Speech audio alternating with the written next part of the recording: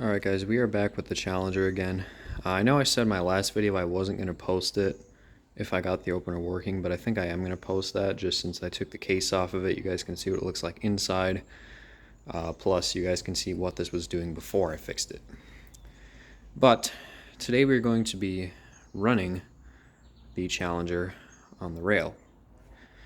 So first things first, as you guys know, when I first got this opener, well, let's see, first it's called electronic door lift, but it's a rebranded Challenger machine.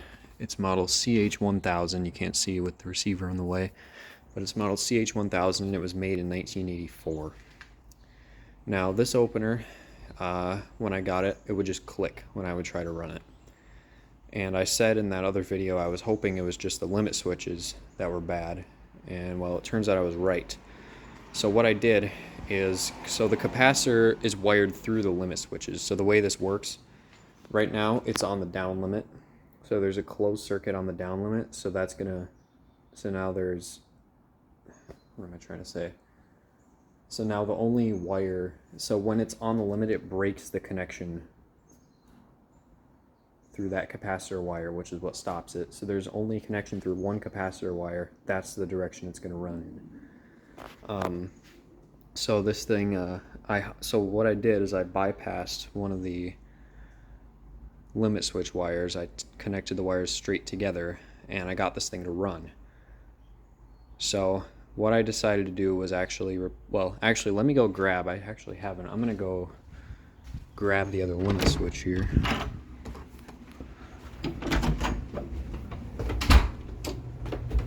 And show it to you.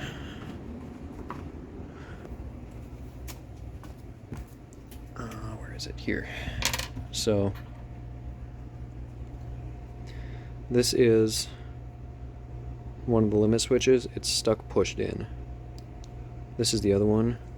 It still clicks, but yeah, I can see that one still clicks, but anyways, let me head back out. Okay, sorry, I should have brought these out with me in the first place, but yeah, so this limit was stuck pushed in, which was causing it to not work. So I found in my closet, I just had a couple of random micro switches that were exactly the same size as this. I've had them for years. I never thought I would actually use them for anything, but came in handy for this. So yeah, replacing the limit switches is pretty difficult. You have to take apart pretty much the whole opener because they're between the circuit board, which is on the front side, and between this end panel. And you have to take the motor out to get at it first so that you can get a screwdriver in there to unscrew the board.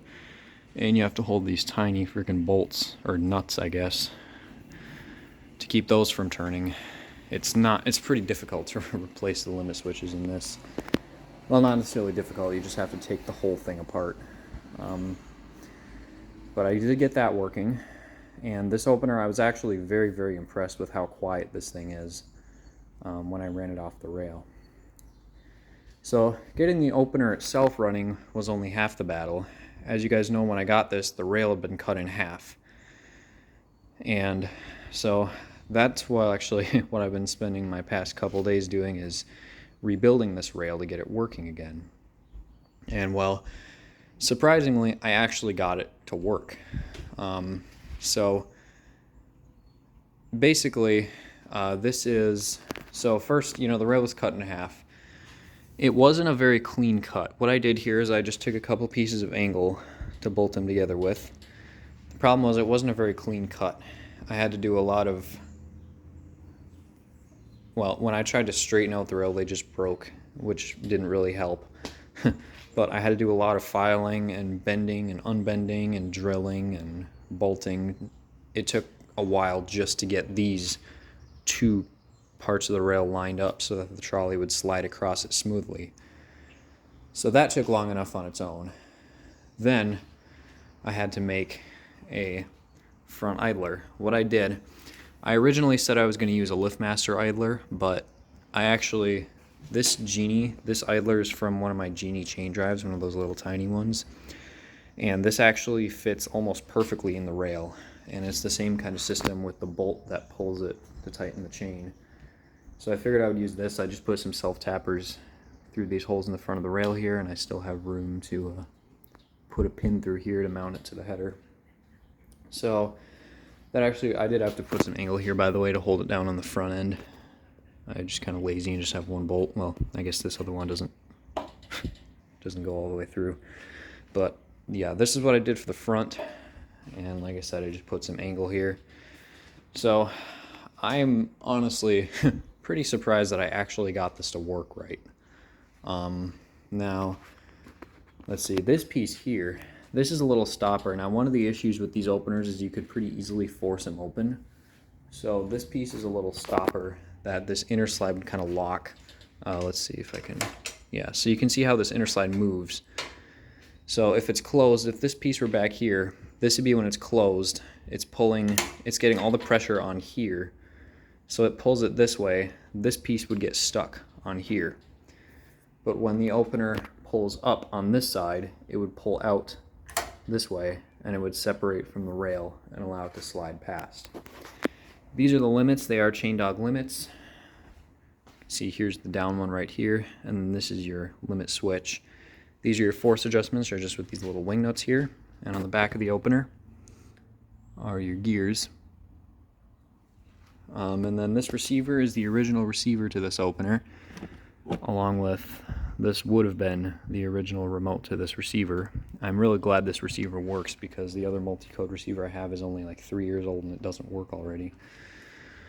So yeah, that's the Challenger on a rail, and well, we're gonna run this and show you just how this works. Oh yeah, the other thing I was gonna show you, the disconnect on this.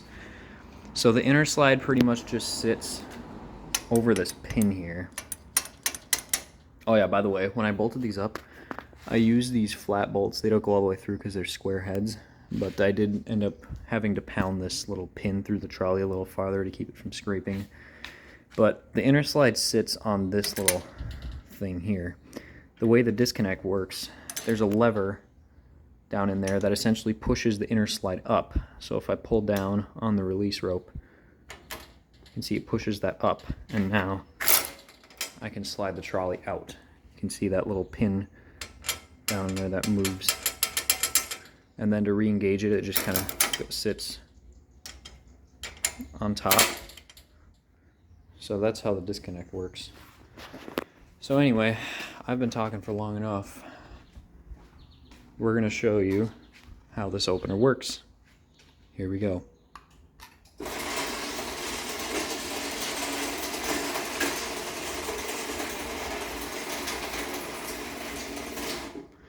You can hear the rail makes quite a bit of noise from the chain, and the chain pops quite a bit too for some reason. I don't know why that is.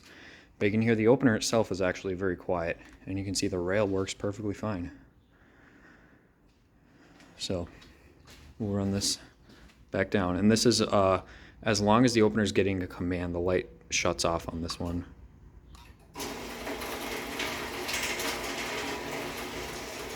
It's quieter on the way down. Yeah, so very, very cool. This opener, by the way, if you stop it when it's moving, so I'll show you here. If you stop it when it's moving, it just continues in the direction it was moving. You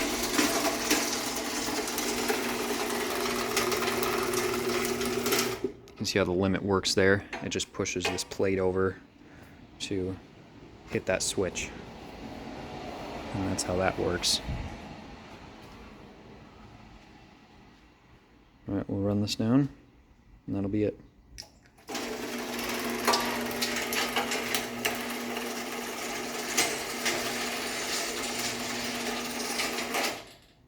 Yeah, so that's my Challenger with a rebuilt rail, and honestly I'm surprised at how well this thing works, or how well this rail works.